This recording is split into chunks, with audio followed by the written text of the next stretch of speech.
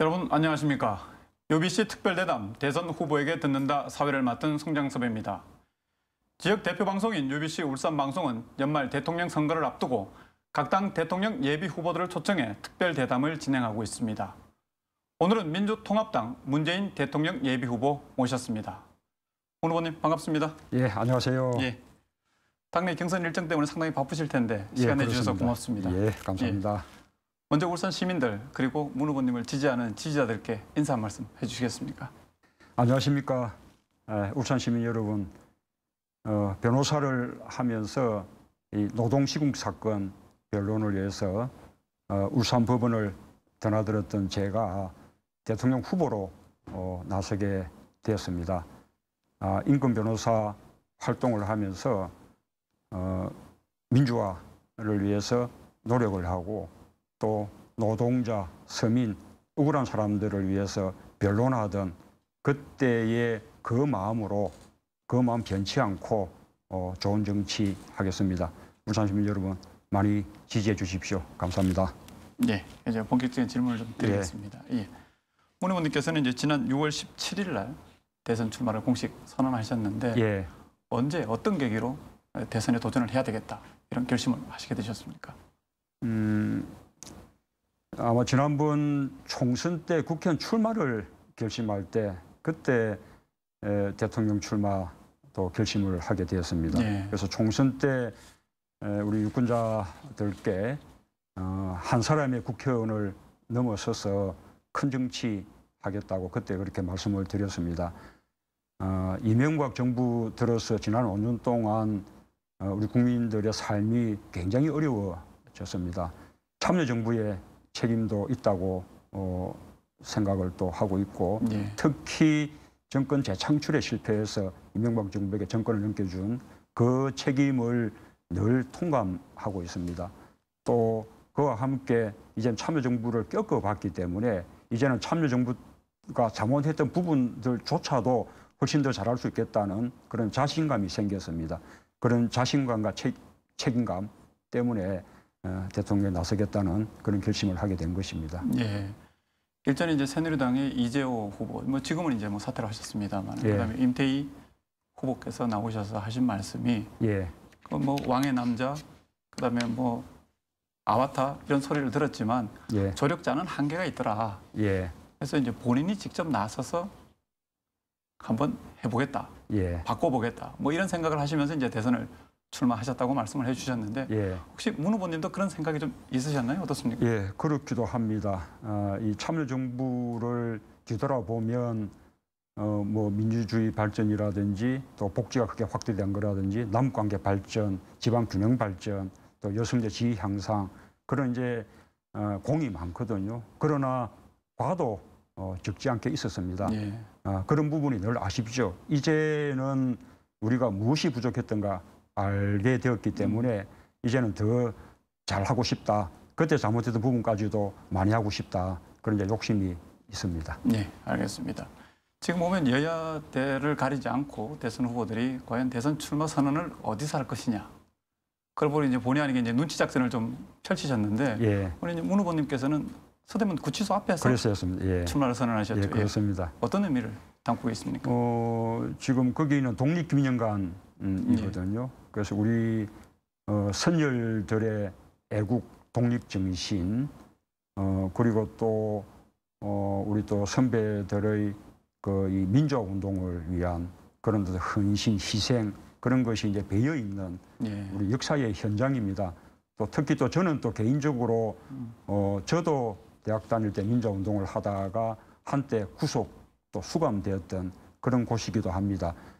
그렇게 역사가 보고 있는 그 곳에서 대통령 출마하는 제 어떤 마음을 밝히고 또 다짐하려는 그런 생각으로 그곳을 선택을 했습니다. 민주화 의지도 다지시고 그렇습니다. 어떤 과거의 잘못을 되풀이하지 않겠다. 그렇습니다. 아주 그런 의지도 뜻깊은 보여드리고. 장소였다고 생각합니다. 예. 예. 그리고 또 대선 후보들이 보면은 다 이제 저마다 나름대로 이제 슬로건을 하나씩 지금 만들어서 예. 내놓고 있습니다. 예. 우리 문 의원님은 사람이 먼저다. 예. 지금 슬로건을 내놓고 있는데 예. 어떤 의미입니까? 여러 가지로 설명할 수 있는데요. 예를 들자면 우리 지방대학 이렇게 졸업하면 취업이 어렵습니다. 예. 사람을 놓고 평가하지 않고 지방대학 출신이라는 것을 먼저 평가하기 때문에 소위 말하는 스펙을 먼저 보죠. 그렇습니다. 안 되는 예. 것이죠.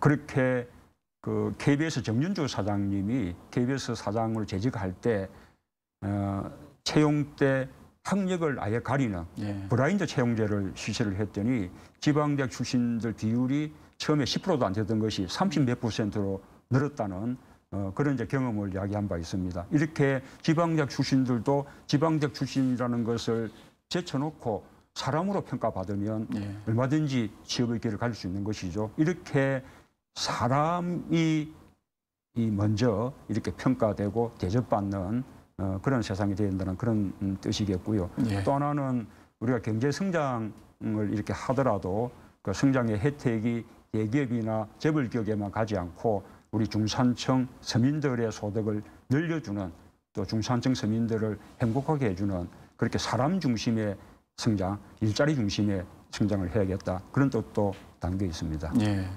근데 이 사람이 먼저다 슬로건을 두고 일각에서는 뭐 두산의 캐치프레이즈나 아니면 뭐 클린턴 대통령의 어떤 캐치프레이즈를 좀 이렇게 짜집게 한 거 아니냐 이렇게 좀 뭐 어떻게 보면 좀 폄하하는 이런 언론 보도도 있었는데 그 부분에 대해서는 어떻게 생각하십니까? 예.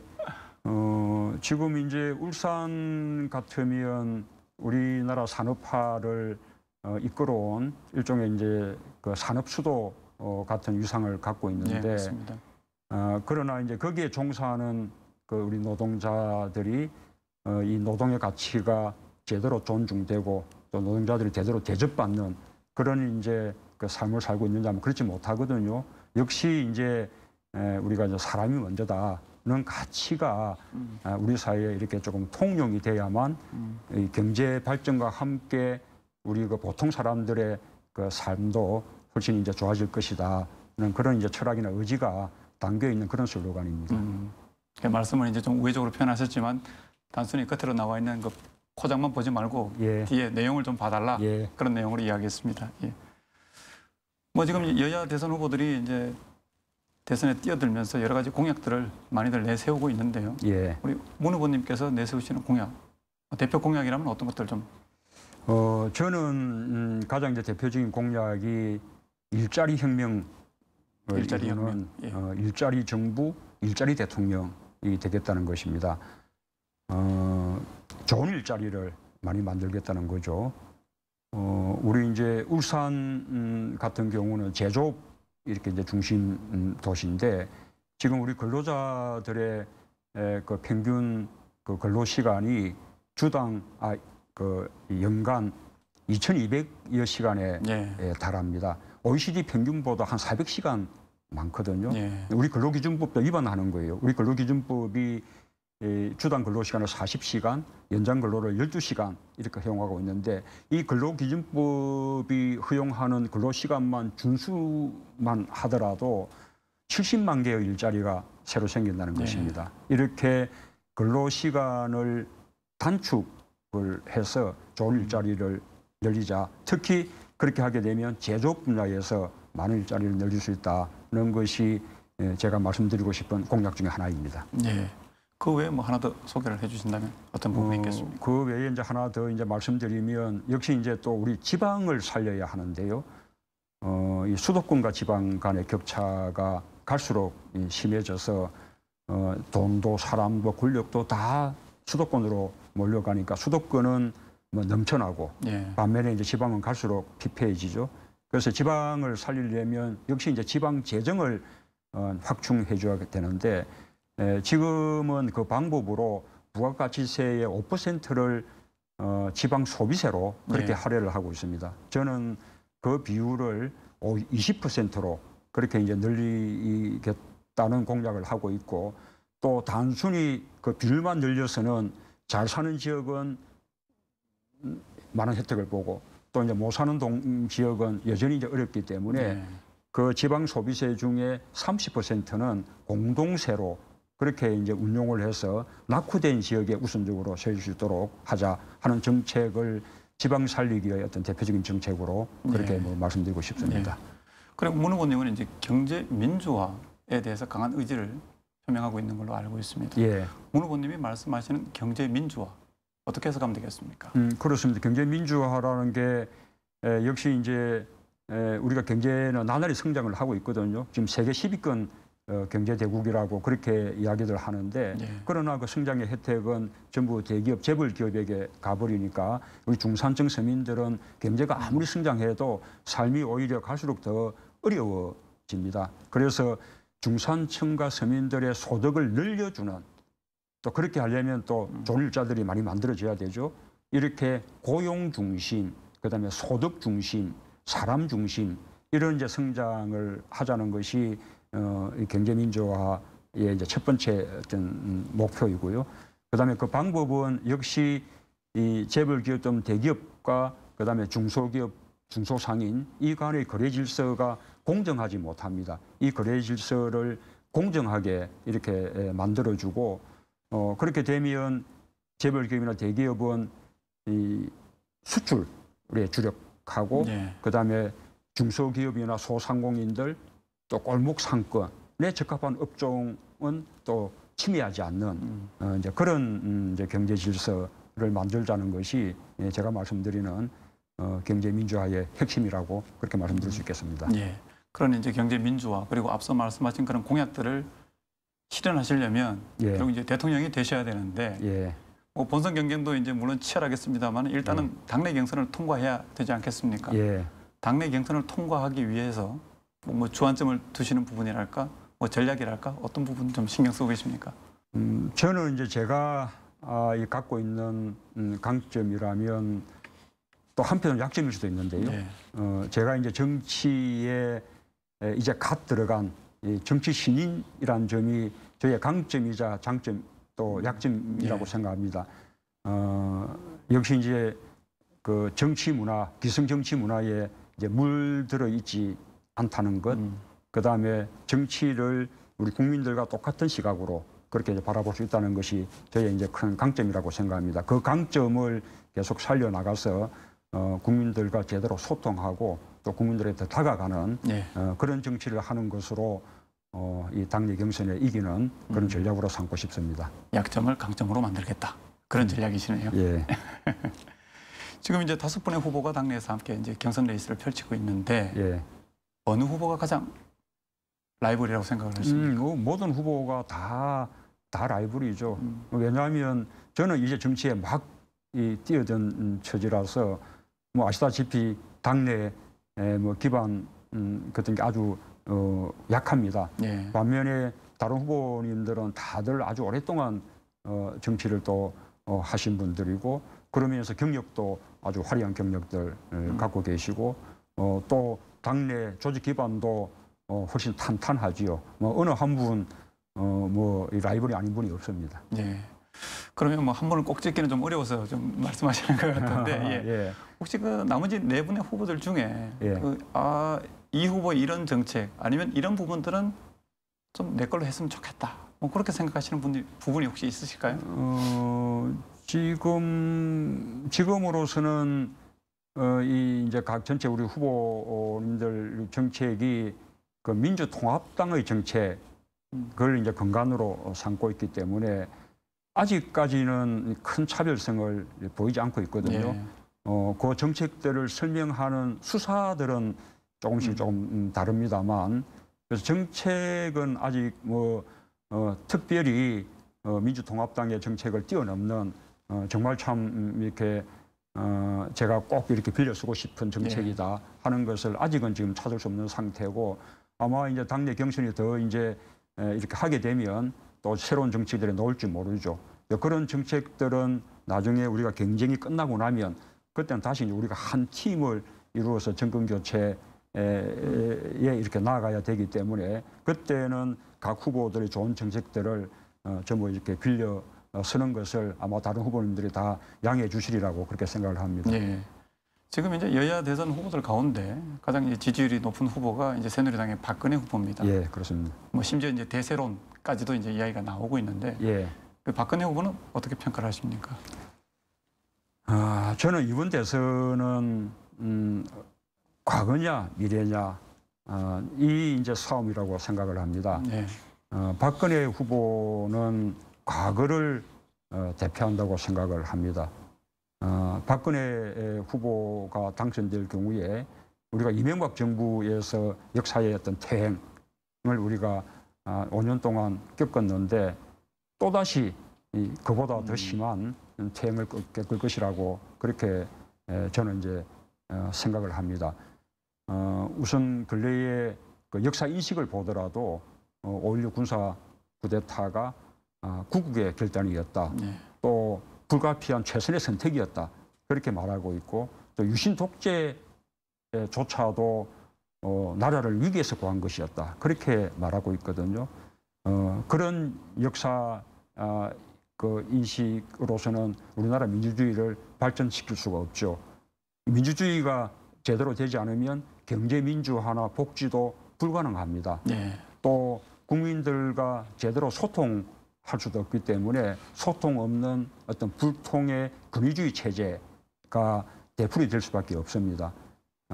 그런 점에서 이 이제 박근혜 그 후보는 이 여러 가지 한계가 있는 후보라고 저는 그렇게 평가를 하고 싶습니다. 알겠습니다. 그리고 이제 안철수 교수 이야기를 또 빼놓을 수가 없는데, 예. 우리 이제 문 후보님께서는 안철수 교수와 공동정부 이런 부분을 이제 제안을 하셨습니다. 예. 그 현실적으로 실현 가능할까요? 어떻게 보십니까? 우선은 지금 우리 민주통합당과 그다음에 안철수 교수 또 및 그분을 지지하는 세력과 사이에 연대가 이루어지면 정권 교체의 가능성이 훨씬 높아지는 것은 그것은 뭐 분명한 사실이거든요. 네. 또 국민들도 그렇게 바라고 있고요. 두 세력이 힘을 합쳐서 정권 교체를 꼭 이루라는 것이 다수 국민들의 바람이거든요. 그래서 정권 교체를 위해서 두 세력이 연대하는 것은 너무나 당연한 일이고 제가 주장하는 것은 이것이 정권 교체를 위한 연대에서 그칠 것이 아니라 정권 교체가 이루어지고 난 이후에도 다음 정부가 보다 안정적이고 힘차게 계획을 할 수 있도록 있는 그 연대까지도 이렇게 이어져야 된다는 뜻으로 제가 공동정부를 말씀드린 것이거든요. 누가 뭐 어떤 자리를 맡고 이런 이제 어떤 공학적인 그런 이제 생각을 말씀드린 것이 아니고 그 아까 우리가 정권 교체 더하기 개혁까지 함께 연대하자는 뜻의 공동정부 그런 뜻이라고 이해를 해주시면 좋겠습니다. 예. 그런데 이제 말씀은 그렇게 이제 그 정권 재창출을 위해서 연대를 한다고 하지만 사실 그게 이제 현실화되면 과연 누가 어느 자리를 맡을 것이냐 그 부분이 상당히 이제 이슈가 안 될 수가 없지 않습니까? 어제 이제 손학규 후보가 이 자리에 나오셔서도 제가 질문을 드렸는데 그럼 단일화를 하실 거냐? 근데 단일화는 아니라고 말씀을 하시면서 결국은 대통령은 민주통합당 후보가 돼야 되고 안철수 후보는 민주통합당에서 대통령을 내는데 힘을 보태줘야 되는 것 아니냐 이런 뉘앙스를 좀 받을 수 있는 그런 말씀을 해주셨거든요. 그럼 우리 문 후보께서는 그러면 대선 후보도 안철수 교수한테 양보할 수 있는 것인지 아니면 문 후보가 대통령이 되시고 안철수 후보는 거기 보조자 역할을 해달라는 것인지 말씀을 좀 해주실 수 있겠습니까? 우리 뭐 민주통합당의 입장에서는 당연히 안철수 교수와 단일화를 위한 그런 이제 경쟁을 하되 그 경쟁에서 민주통합당이 이겨서 민주통합당이 중심이 되는 그런 단일화를 하고 싶은 게 너무 당연하죠. 이제 그 방향으로 저희는 이제 노력을 할 것이고요. 그리고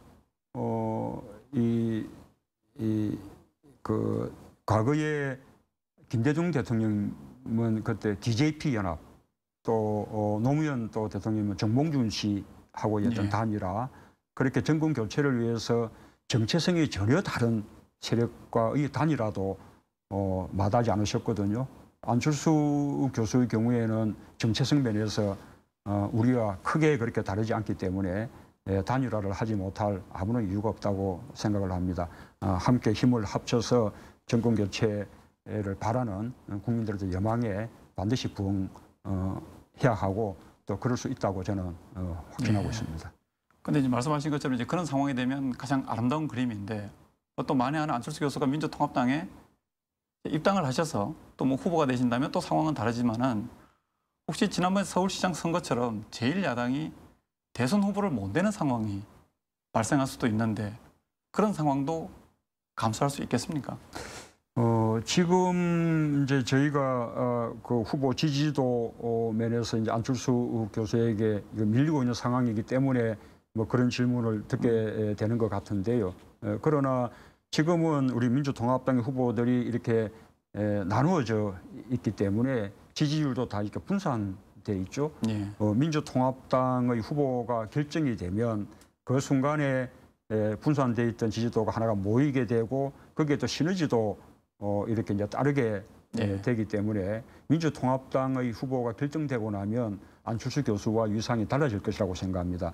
저 같으면 제 개인 문제인가 안철수 교수 간의 어떤 지지도 어떤 경쟁하고 제가 민주통합당 후보 문제인가 안철수 교수와의 또 지지도 경쟁은 또 다르다는 것이죠. 예. 예.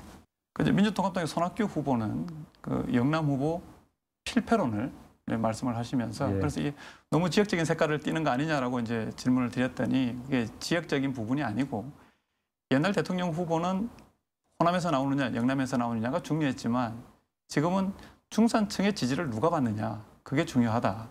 근데 영남권의 후보로만으로는 영남권 출신이라는 것만으로는 좀 어렵다 이런 말씀을 하셨는데 우리 문 의원님은 그 부분에 대해서 어떻게 생각하십니까? 그래 중산층 지지하고 영남 후보, 뭐 호남 후보하고 무슨 상관이 있겠습니까? 어떤 이유로든 이 영남 후보는 안 된다든지 또는 호남 후보로는 어렵다든지 이런 지역을 가지고 이렇게 후보가 될 수 있다, 없다, 이길 수 있다, 없다 하는 것은 조금 옛날 정치의 생각 같고요. 결국 이제 문제는 국민들의 지지를 누가 많이 받느냐는 것인데 그 국민들은 지금 새로운 정치를 바라고 있거든요. 누가 새로운 정치를 할 수 있을 것인지 뭐 그 점에서 국민들의 지지가 좌우되리라고 그렇게 생각을 합니다. 예. 지금 이제 뭐 당내 경선이 이렇게 치열하게 전개되다 보니까 또 상대적으로 이제 우리 문 후보님께서 지지율이 좀 높게 나오니까 나머지 네 분의 후보가 어떻게 보면 문 후보님께 집중 포화를 하고 있는데 예, 그러다 보니까 이제 뭐 인신 공격 뭐 이런 부분도 상당히 좀 나오고 있습니다. 예. 어떻게 극복하실 것인지 또 그런 문제가 또 너무 부각되면 또 지지율에도 상당히 좀 영향을 받으실 것 같은데. 예, 뭐 그렇긴 합니다만 또 경쟁하고 있는 중이기 때문에 또 어쩔 수 없는 측면도 있다고 생각을 합니다. 우리가 아름다운 경쟁을 다짐하지만 또 이제 경쟁이 격화되다 보면 그런 또 공격도 하게 되는 거죠. 저는 뭐 제가 집중 공격을 받는 것은 제가 가장 앞서가는 후보이기 때문에 뭐 이렇게 당연히 겪게 되는 일이라고 그렇게 생각하고요. 결국 이제 우리가 늘 유념해야 될 것은 지금은 경쟁 중이지만 경쟁이 끝나고 나면 다시 정권 교체라는 공동 목표를 위해서 한 팀이 돼서 나아가야 될 관계다. 라는 것을 우리가 잊지 말아야 하는 것이 중요하다고 생각합니다. 그래서 저는 이렇게 다른 후보를 뭐 비방한다든지 또는 뭐 끌어내린다든지 공격하는 그런 이제 선거운동 하지 않고 오로지 이제 정책과 비전으로 그렇게 승부를 걸 생각이고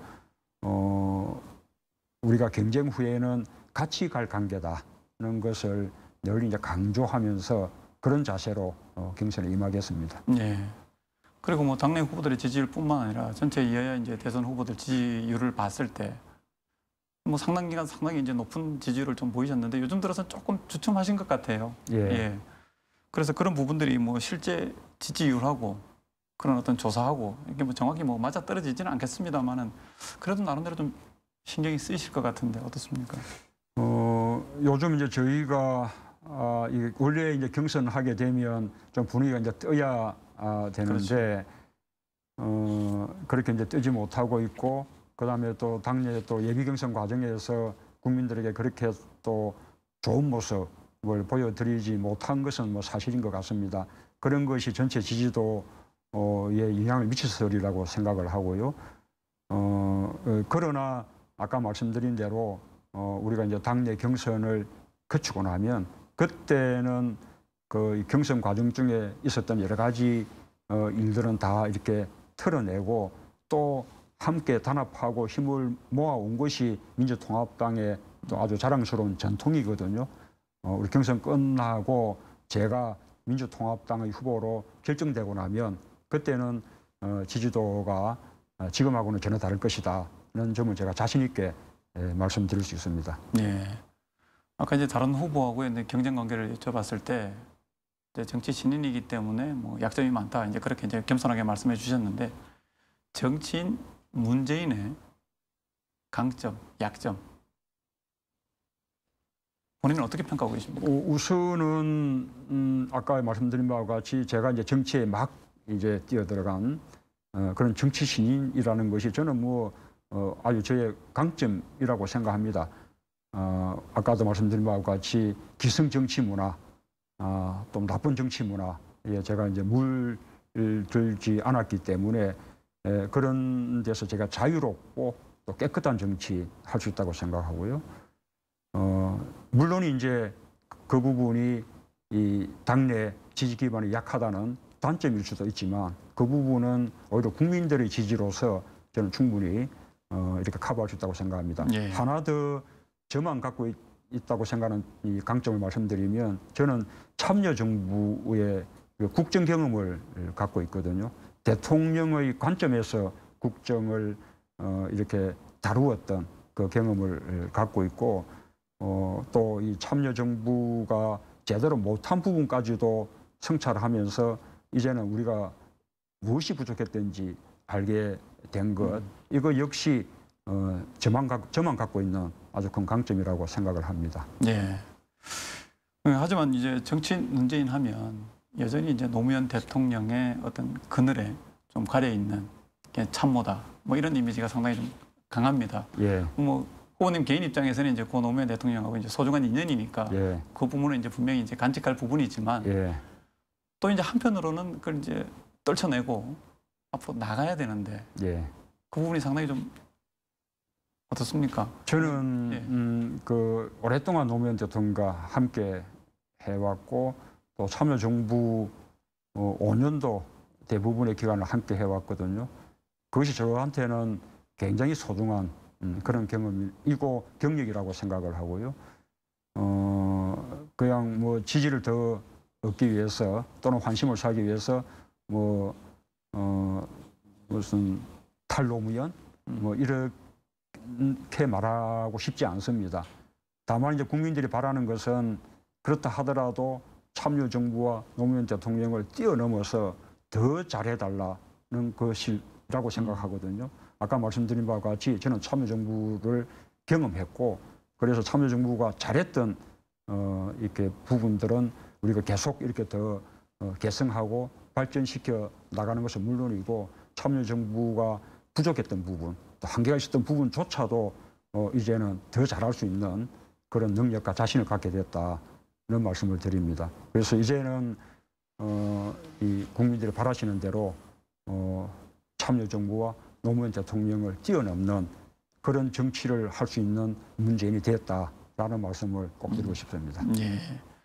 근데 이제 결국은 이제 참여정부의 공과를 다 안고 가겠다. 예. 이런 말씀이신데, 근데 일부 후보들을 보면은 참여정부의 책임론, 그리고 이제 참여정부는 뭐 실패한 정권이다. 뭐 이런 이제 비판들을 많이 합니다. 예. 그 연장선상에서는 이제 문 후보에 대한 공격이 또 포함되어 있는데, 예. 그 부분에서는 어떻게 생각하십니까? 우선은 뭐 물론 이제 모든 정부가 공과가 다 함께 있죠. 이 공과를 종합적으로 이렇게 평가를 해야 되는데 참여정부는 민주주의 발전, 복지 확대, 남북관계 발전, 그다음에 지방 균형 발전, 여성들의 지위 향상 이렇게 모든 많은 면에서 굉장히 많은 공로가 있었다고 생각합니다.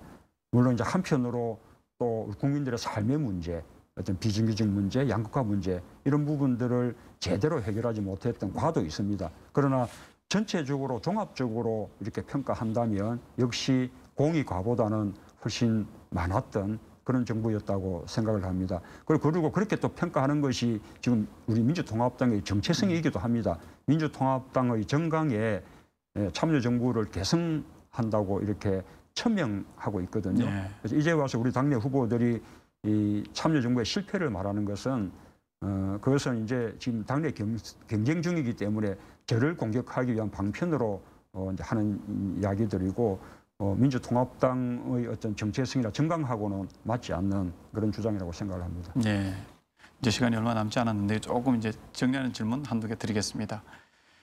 지금 이제 참여정부 시기에 울산에서 보면 KTX 울산역 그리고 이제 국립대 유치 등 이제 굵직굵직한 국책 사업들이 추진되면서 지역민들도 이제 상당히 환영을 했습니다. 또 나름대로 또 성과를 거뒀고요. 예. 혹시 문 후보님은 울산과 관련한 지역 공약 혹시 생각하시고 있는 부분이 있으십니까? 그래서 아까 말씀하신 이 이제 울산 과기대 그리고 또 KTX 울산역 그게 참여정부 당시 울산 시민들의 수건이었거든요. 네, 맞습니다. 근데 당시 중부부처들이 완강하게 반대하는 사업들이어서 굉장히 많은 어려움이 있었는데 노무현 대통령의 결단으로 그것이 이루어진 것입니다. 저도 그 과정에 좀 조금이라도 기여를 했다는 말씀을 드리고 싶고요. 지금 이제 그 공약이라면 우리가 그때 계획했던 혁신도시 지지부진합니다. 많이 쪼그라들 것 같은데 참여정부가 씨앗을 뿌렸기 때문에 그것을 당초 취지대로 혁신도시가 제대로 이렇게 발전되도록 할 것이고요. 그와 관련해서 이렇게 거기에 근로복지공단 이런 것이 내려오게 되면 또 거기에 연관되는 산재병원을 또 지역에 설립하든지 한다면 그 혁신도시의 시너지 효과가 훨씬 더 커질 수 있습니다. 네. 그리고 또 한편으로 그 우리 울산이 그동안 한국의 산업화를 이끌어왔던 일종의 산업수도 같은 위상을 갖고 있기 때문에 그 과거 역사를 이렇게 이제 표상할 수 있는 그런 산업박물관 이런 것도 오랫동안 그 울산 시민들의 수건이었는데 아마 희망구 시장 때부터 그렇게 수인돼 왔던 일들이거든요. 예. 그런 부분도 잘 검토해 보도록 그렇게 하겠습니다. 네. 이제 뭐 시간이 다 됐습니다. 끝으로 울산 시민들 그리고 이제 울산에 계시는 지지자들께 이 말씀은 꼭 드리고 싶다 하는 말씀 있으면 한 말씀 해주십시오. 예. 예, 울산은 우리나라 산업화를 이끌어온 산업 수도였습니다. 앞으로도 울산이 그 역할을 해야 된다고 생각을 합니다. 그러기 위해서 울산을 미래형 산업도시 그리고 지속 가능한 그런 산업도시로 더 발전시키겠습니다. 그리고 그 속에서도 우리 노동이 제대로 노동의 가치가 존중되고 또 노동자들이 제대로 대접받는 그런 세상으로 만들겠습니다. 특히 비정규직 문제를 선도적으로 해결하는 그런 어떤 도시로 그런 산업 도시로 발전시켜 나가겠습니다. 울산 시민 여러분, 우리 울산은 우리 민주통합당의 경선에서 초반 판세를 좌우하는 대단히 중요한 승부처입니다. 2002년 대선 때도 당시 노무현 후보가 우리 울산 지역 경선에서 이김으로써 민주당의 대통령 후보가 될 수 있었습니다. 울산이 노풍의 진원지가 된 셈이죠. 저도 그때처럼 울산에서 반드시 이겨서 민주통합당의 후보가 되고 또 정권 교체 반드시 이루겠습니다. 울산 시민 여러분 함께해 주십시오. 감사합니다. 예. 문 의원님께서 말씀하신 사람이 먼저인 세상 꼭 실현될 수 있도록 한번 기대해 보겠습니다. 예, 그리고 감사합니다. 남은 경선 일정도 울산 시민들과 함께 지켜보도록 하겠습니다. 예. 바쁘신데 자리 함께해 주셔서 고맙습니다. 예, 감사합니다. 예. 민주통합당 문재인 후보와 함께한 UBC 특별대담 대선 후보에게 듣는다. 여기서 모두 마치겠습니다. 시청해 주신 여러분 고맙습니다. 안녕히 계십시오.